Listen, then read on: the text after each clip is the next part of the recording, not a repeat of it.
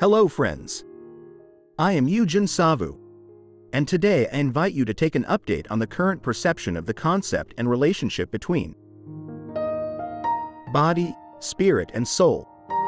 In reality, we are in a permanent ideological block due to the endless bombardment of vibrations of different frequencies, including information transmitted through media channels. Everything we know about creation, faith, body, spirit, and soul comes from a distant era and needs to be updated to seem displaced when we try to express ideas or opinions on the subject. An upgrade is needed to bring the concept and explanations up to the level of our technical theoretical knowledge. Suppose we accept and have expectations of the future. In that case, if we are already living what was published in the science fiction category 10 to 20 years ago, and now we have other ideas and projections of what the future might bring, we must accept that He, our Creator, is permanently far beyond any imaginings or forecasts into the future we generate in our science fiction ideas. Why don't we accept the greatness, the power, and the infinitely greater level than we perceive and think now? We accept the existence of a higher entity, the presence of God, our Creator. Can we study the Bible He left to us together by identifying each record with the evolution and continuity of the primordial genes? Or it would be easier for us to accept the writing on the Sumerian tablets. That's where we end up. It is a step-by-step program of compatibilism of ancient populations with the DNA mark of the super-civilization of our Creator God. The fundamental levels of creation. Man is more than the physical, material body. If we were just the flesh and blood body, we would have little hope in life and no well-defined purpose. Our being is much more complex and exists simultaneously in many levels of its universe in creation, destiny, and reincarnation. It is said that, in reality, there is no death.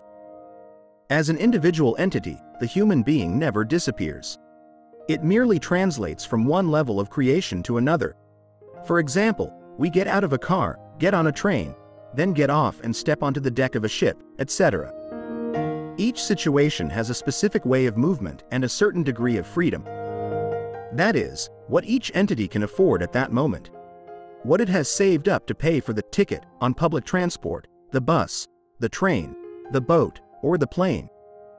If you haven't saved enough currency, you don't have much merit, then walk on your own feet. But if you're rich, you can buy a ticket for the space shuttle. It seems outlandish and very complicated. Let's look at it differently. Let's upgrade the information to today's level of knowledge and translate it into a familiar environment. The PC, with all its components, is known as hardware. We call all the installed software, with updates, level games, and points earned software. To avoid losing the information and levels achieved so far, we save them in the cloud. If we change the hardware, move the software to the cloud, and then download from there the new configuration to what we have uploaded, the new hardware can keep the levels and points earned by the software in the previous existence of the former case.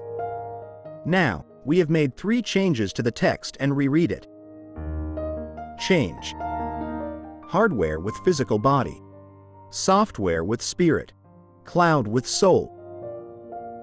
Let's substitute and see what comes out. If we change the physical body, move spirit to soul, and then download from there to the new configuration we uploaded, the new physical body can keep the levels and points acquired by spirit in the previous existence of the former shell. Do you think we can now have a new perspective on the concept? Body, spirit, and soul, with an update to the level of current perception? I am Eugen Savu, and today, we tried to make an update on the level of current perception about the concept and the relationship between body, spirit, and soul.